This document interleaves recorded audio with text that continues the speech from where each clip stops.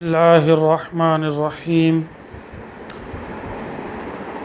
Dear students, اسلام کے بنیادی اراکین میں سے پانچواں رکن حج کا تعارف، قرآن و حدیث سے اس کی اہمیت، حج کو جامع العبادات کیوں کہتے ہیں، اس کی جامعیت جان لینے کے بعد آج ہم پڑھیں گے زائرین خانہ کعبہ کی قلبی کیفیات.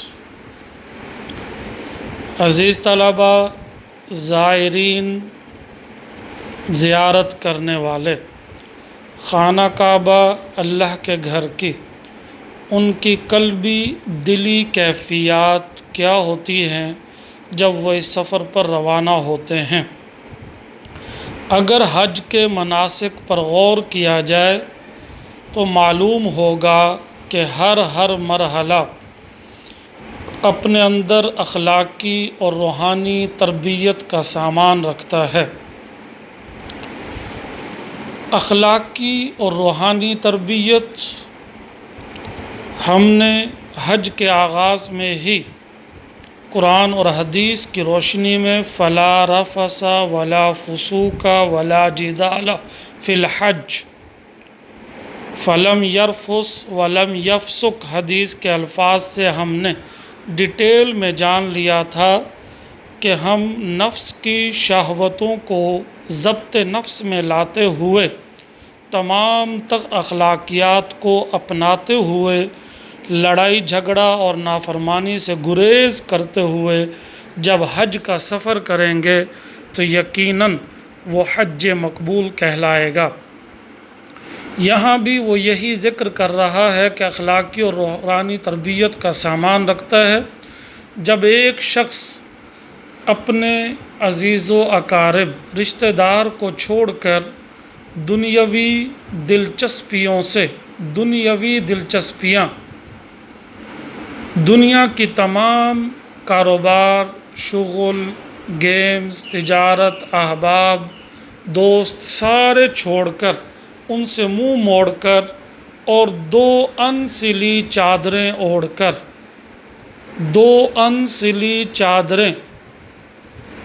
ان کو احرام کہا جاتا ہے.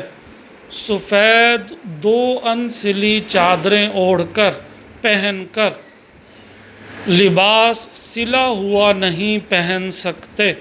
عزیز طلبہ، یہ بات ذہن نشین رہے کہ مرد کے لیے لازم ہے کہ جب وہ عمرہ کی نیت کر کے احرام باندھے گا، یعنی دو انسلی چادریں پہنے گا سفید رنگ کی، تو وہ سلا ہوا لباس نہیں پہن سکتا جب تک عمرہ کے یا حج کے مناسک مکمل نہ کر لے. اس کے مقابلے میں عورت کے لیے اجازت ہے کہ وہ سلا ہوا لباس پہنے گی. سفید ہو جائے تو زیادہ بہتر ہے، ورنہ جس کلر کا چاہے لباس پہن سکتی ہے. اوپر گاؤن لے کر دوران عمرہ اور حج گاؤن لے گی، اپنے آپ کو مکمل ڈھانپے گی، یہی اس کا احرام ہوگا عورت کا. تو مرد کے لیے لازم ہے کہ وہ اپنا سلا ہوا لباس چھوڑ دے گا اور دو انسلی چادریں، سفید دو انسلی چادریں اوڑھ کر جب وہ اللہ کے حضور یہ کلمات بار بار دہرائے گا، لبیک اللہم لبیک، لبیک لا شریک لک، ان الحمد والنعمت لک والملک لا شریک لک، لبیک اللہم لبیک، جب یہ صدا بلند کرے گا تو وہ اللہ کے حضور حاضر ہونے کی ابتدا کرے گا.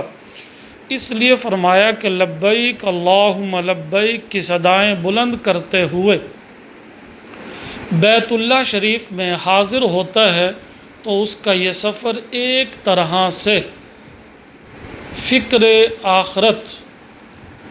سفر آخرت کا نمونہ بن جاتا ہے.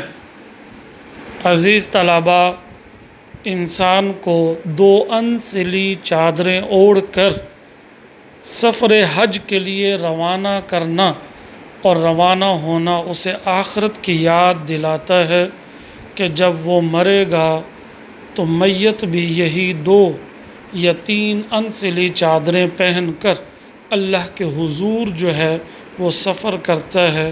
تو اس لیے وہ دنیا کی تمام تر حرص و ہوس سے دور ہو کر سفر آخرت کو یاد کرتے ہوئے، اس نمونہ کو یاد کرتے ہوئے وہ اپنے آخرت کی تیاری کرے گا۔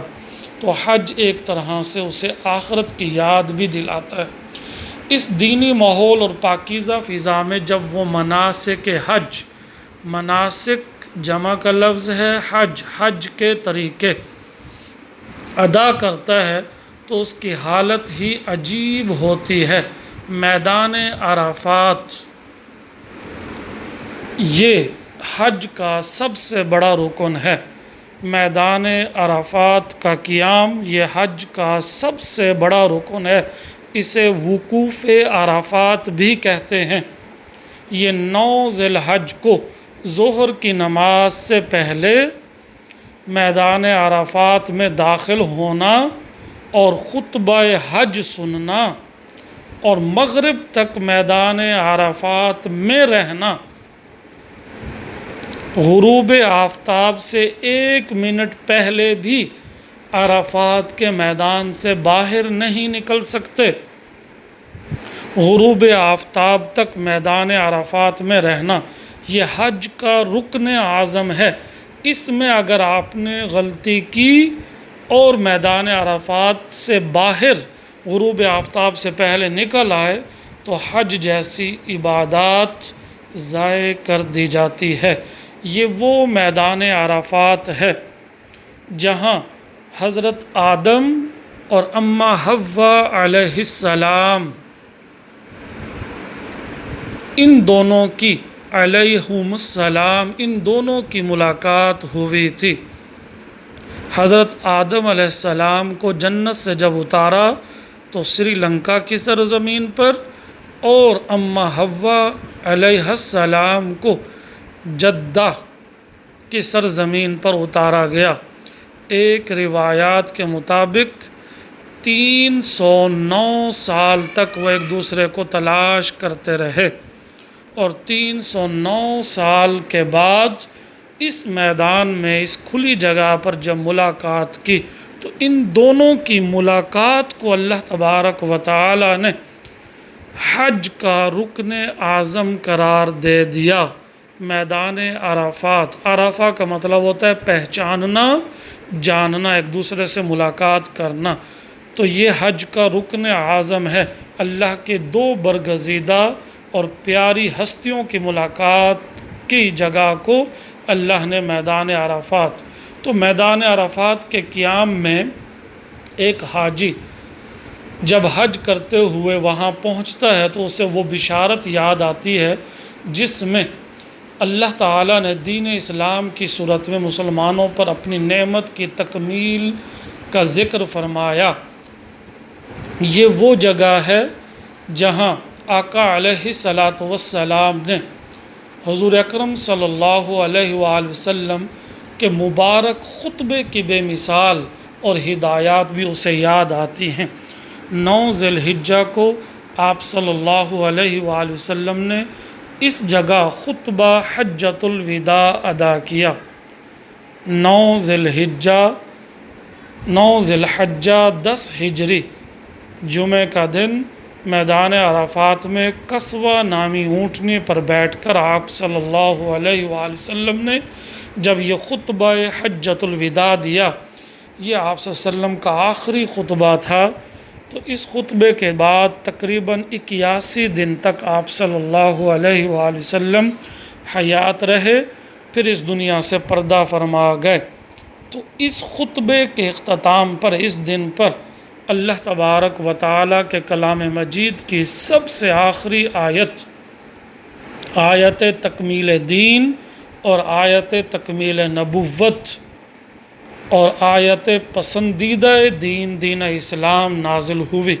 اس ایک ہی آیت میں اللہ تبارک و تعالی نے تینوں احکام جمع کر دیے۔ وہ آیت سورۃ المائدہ میں لکھی ہوئی ہے، الیوم اکملت لکم دینکم واتممت علیکم نعمتی ورضیت لکم الاسلام دینا۔ آج کے دن میں نے تمہارے لیے تمہارا دین مکمل کر دیا اور اپنی نعمت بھی پوری کر دی، یعنی نعمت نبوت بھی پوری فرما دی۔ ختم نبوت کی یہ بہترین دلیل ہے، اور فرمایا ورضیت لکم الاسلام دینا، اور میں نے تمہارے لیے دین اسلام کو پسند فرما لیا۔ تو حاجی کو وہ ہدایات یاد آ جاتی ہیں، اور اسے یہ حکم یاد آتا ہے کہ میرے بعد گمراہی سے بچنے کے لیے قرآن اور حدیث کو مضبوطی سے تھامے رہنا۔ قربانی کرتے وقت حضرت ابراہیم علیہ السلام کی بے نظیر قربانیاں یاد آتی ہیں۔ یہ وہ جگہ ہے جو مینا کہلاتا ہے، جہاں ابراہیم علیہ السلام نے اپنے بیٹے اسماعیل علیہ السلام کو اللہ کے حکم پر ذبح کرنے کی کوشش کی، تو اللہ نے قربانی قبول کرتے ہوئے ان کی جگہ پر مینڈھا رکھوا دیا، دمبا رکھوا دیا اور قربانی کو قبول کر دیا۔ وہ سوچتا ہے کہ قربانیوں کے مقابلے میں نفس کی چھوٹی چھوٹی، وہ اسے یاد آتا ہے کہ جملہ قربانیوں کے مقابلے میں نفس کی چھوٹی چھوٹی خواہشات کی قربانی کی حقیقت ہی کیا ہے۔ میرا تو مرنا جینا بھی اللہ تعالیٰ کے لیے ہونا چاہیے۔ ایسے میں اس کے لبوں پر یہ کلمات جاری ہو جاتے ہیں جو سورۃ الانعام کے بالکل آخر میں ہیں، ان صلاتی و نسکی و محیای و مماتی للہ رب العالمین۔ بے شک میری نمازیں، میری قربانی، میرا جینا، میرا مرنا اس اللہ کے لیے ہے جو عالمین کا رب ہے، لا شریک لہ، اس کے ساتھ کوئی شریک نہیں، وبذالک امرت، اور مجھے حکم دیا گیا ہے، وانا اول المسلمین، کہ میں مسلمان بنوں، سب سے پہلا فرما بردار بنوں۔